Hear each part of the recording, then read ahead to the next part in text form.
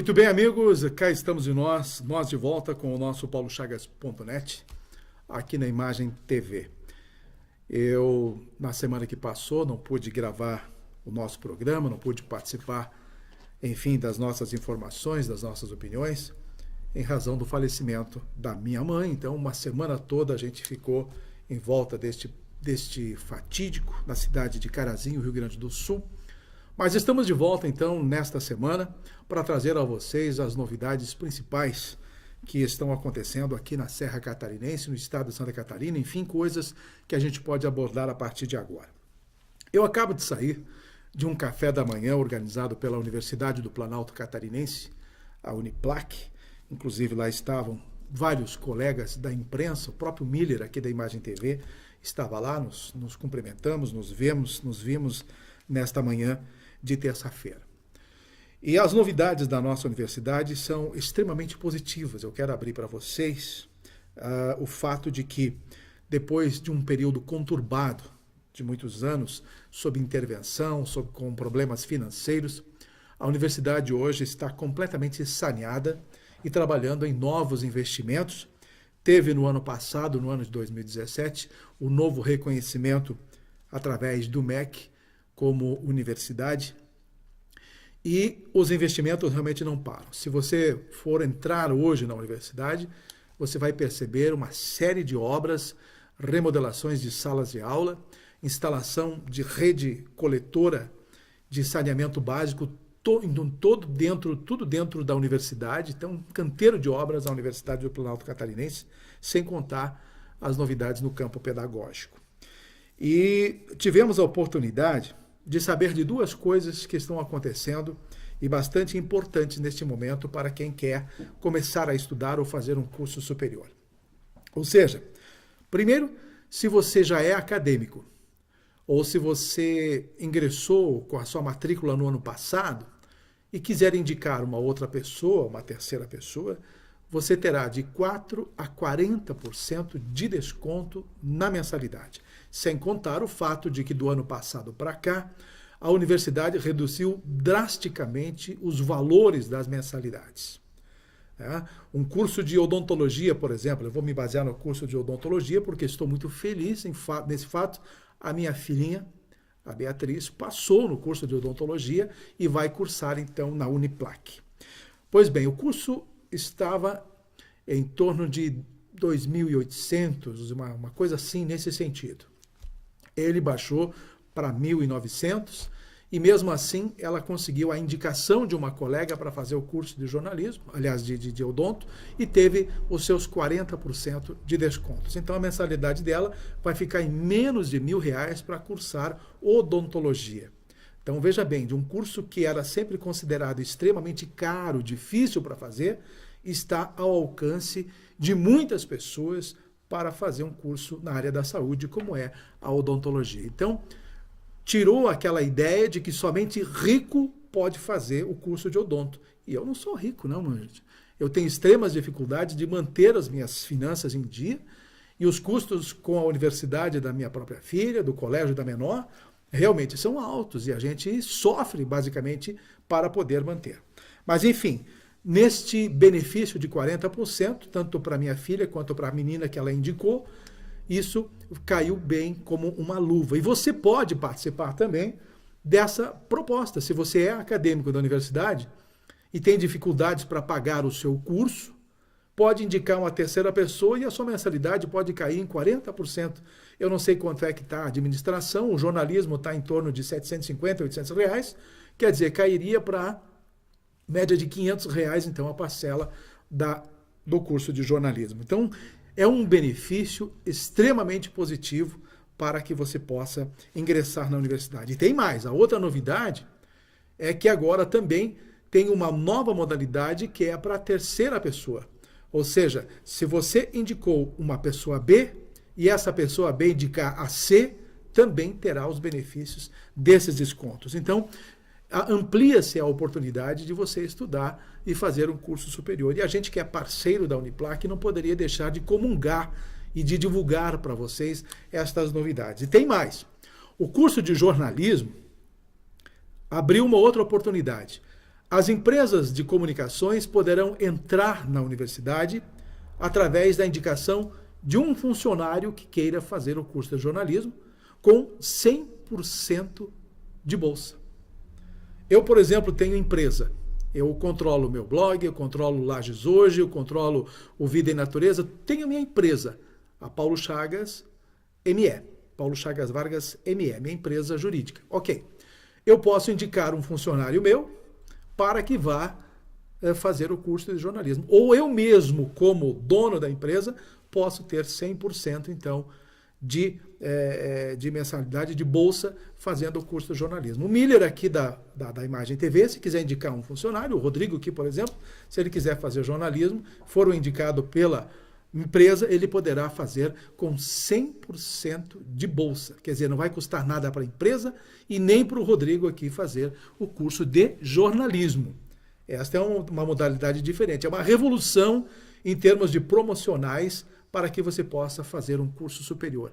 Ou seja, o curso de jornalismo da Uniplac, eu estou, inclusive, como acadêmico hoje, aliás, muito orgulhoso, muito feliz de estar na universidade de volta e tendo essa oportunidade de conhecer estas novas metodologias que estão sendo ensinadas, principalmente ligadas ao web jornalismo, à web mídia, às mídias sociais, que são revoluções contemporâneas que agregam hoje na profissão do jornalista. Antigamente você se formava para trabalhar num jornal, para trabalhar numa revista, numa rádio ou numa televisão. Hoje não, minha gente. O campo é extremamente amplo no meio profissional envolvendo o jornalismo. Então, eu quero deixar esta mensagem para vocês e as aulas estão começando agora. Vale para já. Se você tiver interesse, corra atrás. Dia 1º, por exemplo, o jornalismo tem já um intensivo, começa um intensivo, com 2 disciplinas até lá pelo dia 25 de fevereiro. Depois começam as aulas normais do curso de jornalismo. Tá bem? Tá dado o recado. Gente, hoje pela manhã eu estava acompanhando algumas informações da imprensa nacional e havia um debate sobre uma tal de gasolina reformulada. Ou melhor, gasolina formulada, que é, na verdade, uma gasolina que é feita dos resíduos, dos restos da gasolina boa que nós usufruímos hoje, que a gente imagina que usufrui de uma gasolina tipo refinada, né? Uma gasolina boa que você abastece teu carro. Pois os postos de gasolina, e eu não posso afirmar que a cidade de Lages esteja fazendo isso, nem os postos de Santa Catarina, mas muitos postos no Brasil estão oferecendo esta gasolina, a chamada formulada, que é feita de resíduos, ou seja, de restos de tudo mais com relação ao petróleo, e ela tem custos diferenciados, ela é mais barata que a gasolina comum, por exemplo. Nós temos a gasolina aditivada, são as mais que a gente mais conhece, né? A aditivada e a gasolina comum. Você vai e opta por uma das duas. Abaixo da comum tem essa formulada, e ela está sendo vendida nos postos de gasolina como se fosse a gasolina comum. Ela tem um rendimento 15% menor que a gasolina comum. Ela pode causar problemas no motor do carro e muitos postos de gasolina que estão vendendo a gasolina formulada como se fosse comum, sem que o consumidor saiba disso. Quer dizer, ela é permitida por lei a venda. Não tem nada na legislação que impeça a venda da gasolina formulada. Ou seja, seriam 3 categorias da gasolina para hoje, né? A aditivada, a comum e a formulada. Né? E ainda tem o álcool, que é um outro combustível. Então a gente sabe hoje no posto de gasolina o preço do álcool, o preço da gasolina comum e da aditivada, mas você não sabe se o teu carro está sendo abastecido pela gasolina comum ou por esta formulada, que é feita por resíduos diversos, e ela tem realmente um rendimento bem inferior, e isso traz prejuízos para o seu bolso e para o veículo. Então basta o quê? Basta que haja uma fiscalização, ou basta que haja uma conscientização dos donos dos postos de gasolina, que até então muitos deles estão escondendo a venda dessa gasolina, estão vendendo como se fosse gasolina comum, e o consumidor não sabe diferenciar. Abastece o carro e simplesmente sai pela rua. Então, eu acredito que, se pelo menos o proprietário do posto fazer as diferenciações, o consumidor vai saber se ele quer abastecer aquela gasolina, porque ela é mais barata, se ele quer usar a comum, se ele quiser usar a aditivada, ou se ele quiser usar o álcool. Então é basicamente isso que estamos trabalhando agora em termos de informações. Então, Lages, eu não sei se nós temos esse tipo de gasolina, se os nossos amigos proprietários de postos de gasolina estão escondendo isso do consumidor, eu não sei. Mas seria bom que, se caso estivessem fazendo, explicitassem e dessem as claras, né? Fizessem as claras a venda desses combustíveis para que o consumidor não seja prejudicado, não seja enganado nesse sentido. Então, são coisas que a gente precisa ir conversando, e tudo nesse Brasil tem o jeitinho, né? A gasolina é diferente, o posto vende ela como se fosse comum e assim por diante. Então, Lages, sinceramente, eu não sei se está comercializando essa gasolina, mas em breve poderemos saber. Outra informação interessante, Criciúma inaugura hoje uma penitenciária feminina. Vai desvincular, de certa forma, estas unidades do presídio conjugado, né? Muita gente hoje é presa, né? Tem a ala feminina e a ala masculina, pois Santa Catarina está trabalhando agora para se construir as alas, os presídios apenas para o feminino, bem distante do masculino. Então as mulheres terão agora, as mulheres condenadas vão ter a primeira unidade do Estado, com 286 vagas, sendo inaugurada nesta terça-feira pelo governador João Raimundo Colombo, o vice Pinho Moreira, para as mulheres, então, que serão condenadas neste presídio, vão habitar nesse presídio, e mais outras 3 unidades já estão sendo construídas na cidade de Chapecó, Itajaí e Joinville, e aí a ideia é acabar com os presídios mistos. Lages está no circuito também, mas ainda não tem previsão de quando vai começar esta obra aqui no município de Lages para um presídio feminino. Nesta terça-feira, aliás, nesta segunda-feira, o prefeito Juliano Polese reconheceu merecidamente o piloto Gustavo Gugelmin, ele que venceu uma das categorias da 40ª edição do Rally Dakar, que é considerada uma das provas mais longas e mais difíceis de ralis do mundo, né? Vocês sabem disso. E no dia 20 de janeiro, após ele cruzar a parte da América do Sul, ele percorreu praticamente 9.000 quilômetros com a dupla Gugelmin e Reinaldo e conquistaram assim o primeiro lugar na classificação geral na categoria UTV. Garanto que para vocês que eu não sei qual é essa categoria UTV, mas o piloto é lagiano e foi homenageado então com um reconhecimento, uma placa, uma honraria entregue diretamente pelas mãos do prefeito interino, o Juliano Polese. Aliás, por falar em prefeito interino, hoje nós estamos no dia 30, amanhã dia 31, é o último dia, então, de trabalho do prefeito interino, e no dia 1º, na quinta-feira, o prefeito Antônio Seron reassume o cargo e as coisas já tendem a normalizar, digamos assim, em termos de cargos administrativos. Parte das férias da prefeitura, muitos que tiraram férias em janeiro, retornam agora em fevereiro, outros que não conseguiram tirar no mês de janeiro, vão tirar no fevereiro, mas a atividade da prefeitura começa a se regularizar de forma mais normalizada com a volta das pessoas que tiraram suas férias a partir deste mês de fevereiro, embora tenhamos aí o feriado de carnaval e aquela história de que muita gente diz de que tudo começa depois do carnaval. Hoje em dia tudo isso é balela. Não existe. No primeiro dia útil de cada ano, nós já estamos trabalhando, peleando. É claro que tem aqueles que tiram as suas férias e tudo mais e retornam no final do ano, no final de janeiro. Outros tiram férias em fevereiro e assim por diante. Mas, de certa forma, a gente acaba tendo que abrir mão mesmo. O ano, basicamente, começa a funcionar efetivamente 100% a partir de março, depois das férias de janeiro e fevereiro. Mas muita gente, como eu, por exemplo, no primeiro dia útil do ano, a gente já está peleando. Então está aí uma novidade em termos de informações, a volta do prefeito Antônio Seron neste dia 1º. Há uma controvérsia, há alguma coisa no ar que não está certo com relação ao Business Park. De um lado, a prefeitura não liberou o alvará de licença para a execução das obras do Business Park para o grupo Koch. A Prefeitura, esta semana, nesta segunda-feira, teve uma reunião com os empresários do Grupo Koch para esclarecerem todos esses problemas e levar ao conhecimento da comunidade.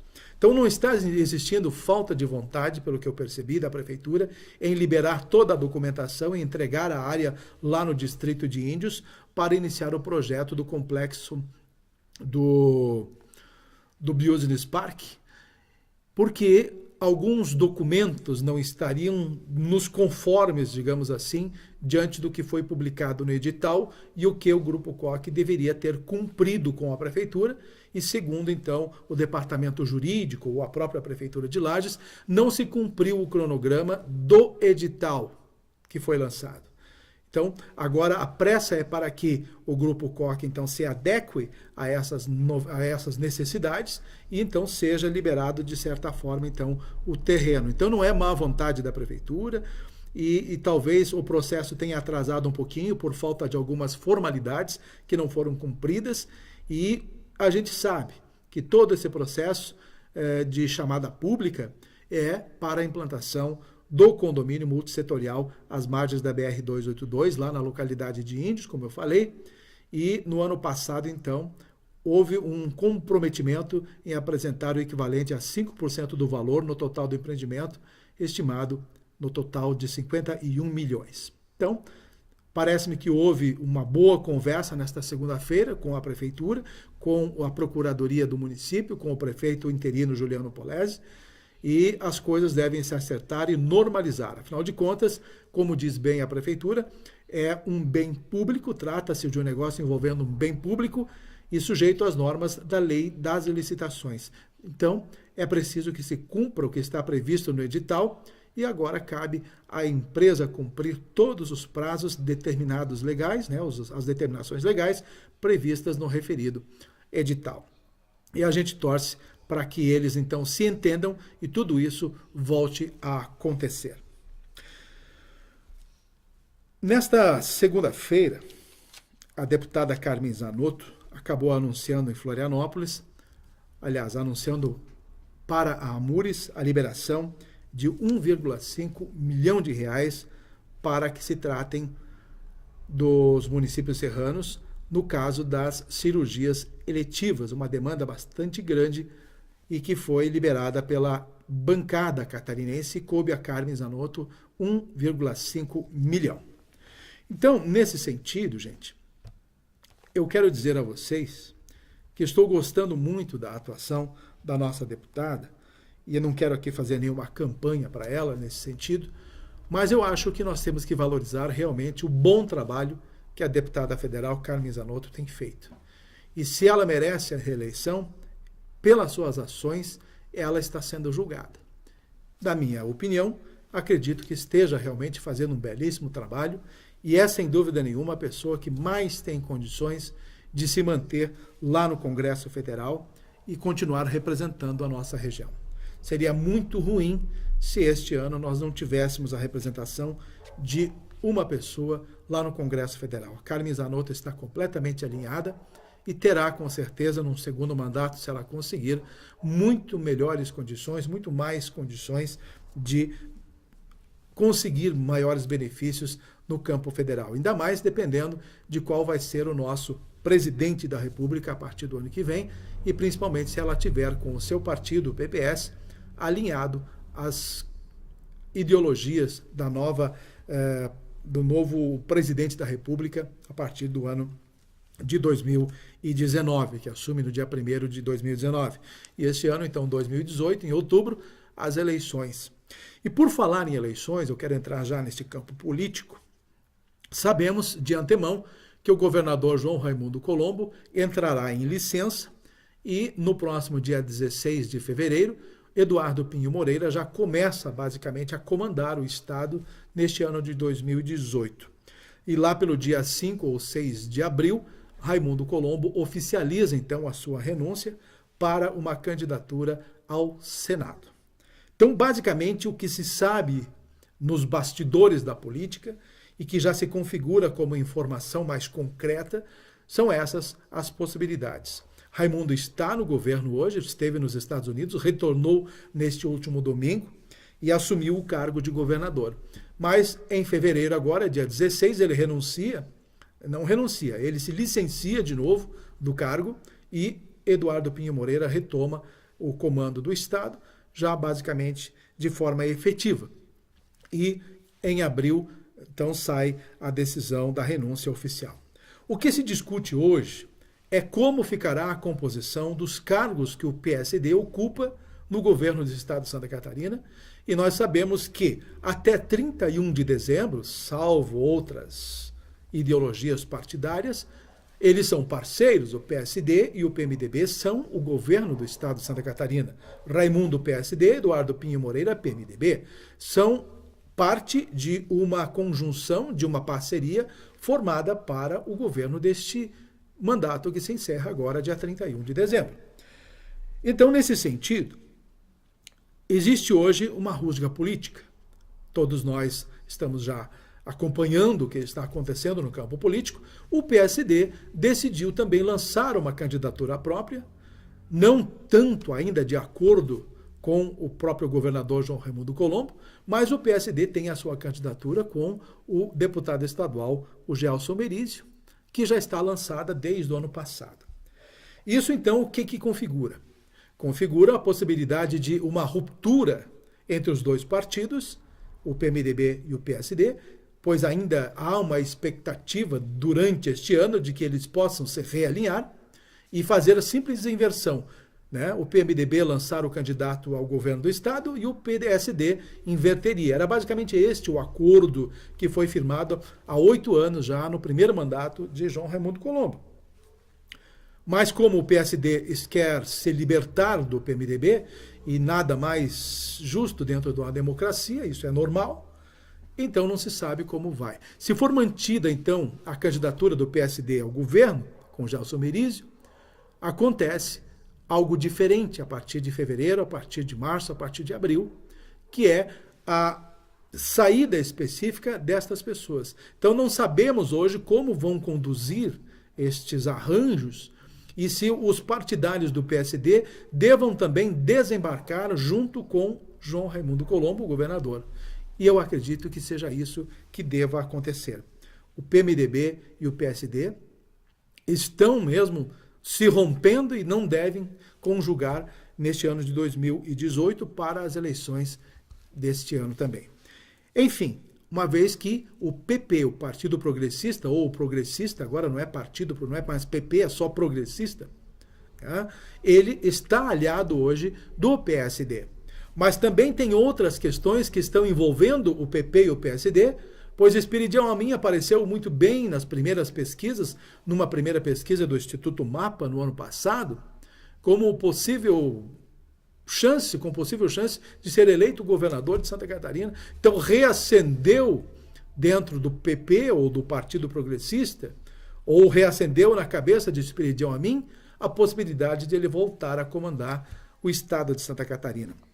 E aí não se sabe mais como vai ficar esta composição, se o PP fica com o PSD, se o PSD vai junto com o PMDB, pois o PSDB, que já é outro partido, os tucanos têm o Paulo Bauer, o senador, que está encerrando este ano o seu mandato de senador e vem com força também para o governo do estado de Santa Catarina. Então, tecnicamente, teremos 4 grandes partidos se lançando com candidatura própria. PMDB, PSD, PSDB e o Partido Progressista de Espiridião Amin. Sem contar os demais, né? O PT, o PDT e tudo mais, se bem que o PDT já se alinhou com o PSD, juntamente com o PSB. É um monte de sigla, né? Vocês aí até estão se perdendo, basicamente, mas é mais ou menos isso. Então não temos ainda uma definição concreta de como vão fechar os quadros eleitorais neste ano de 2018. O que está posto é isso aí. Um monte de candidato, todo mundo é candidato, nenhum acertou com o outro e talvez possamos ver este ano algo diferenciado de candidaturas próprias, de candidaturas apenas puras, né, chapas puras dos partidos, né, o PMDB, PSD, o PP e também os tucanos, o PSDB. Então vejam bem quantas coisas ainda faltam se definir com relação ao governo do estado de Santa Catarina, e a gente basicamente só tem que aguardar, porque os políticos, eles lançam uma ideia e lá na frente as coisas mudam tudo. O básico é que lá por agosto a gente vai saber nas convenções o que vai acontecer e as amarrações vão estar com certeza já bastante certas. Para nós fecharmos o nosso bate-papo de hoje, as perspectivas com relação às candidaturas a deputados estaduais ainda são grandes. O que se sabe é que são vários os nomes e que nós alertamos mais uma vez, estaremos correndo um sério risco de não termos representantes na Assembleia Legislativa deste ano de 2018, nas eleições deste ano, mas não ter representante, então, na próxima gestão da Assembleia Legislativa, dos deputados estaduais, corremos sim um sério risco de desta vez não eleger nenhum candidato devido ao grande número e de bons nomes, inclusive, para as eleições deste ano de 2018. Uma preocupação que deve ser levantada e não tem como deixar de ser questionada, de ser falada e de que nós possamos abranger mais a opinião a respeito disso tudo, até para poder filtrar aqueles que têm realmente mais condições de chegar à leste. Agora, eu torço para que isso tudo se reverta e Lages e região possam ter 2, 3, 4 eleitos. Seria uma maravilha nós termos todos esses candidatos eleitos, se bem que a nossa população eleitoral é baseada em torno de 115 mil votos e cada candidato precisa em torno de 40, 45 mil. Nós não reelegeríamos assim, sem contar os paraquedistas que levam muitos votos aqui da região da Serra Catarinense. Então fica bastante difícil a gente eleger um ou até 2 candidatos a deputados estaduais. Nesta legislatura temos o Gabriel Ribeiro e temos o Fernando Coruja, que acabou herdando então a oficialização do seu cargo como deputado estadual. Então temos 2 deputados, que já é uma boa cifra, digamos assim, de nomes para compor o ano que vem na legislatura a partir de 2019. Tá bom, minha gente? Teria outros assuntos a falar com vocês, mas o nosso tempo está se exaurindo e a gente então promete, se Deus quiser, na próxima semana estar de volta com mais um paulochagas.net aqui na Imagem TV. Um grande abraço e até lá.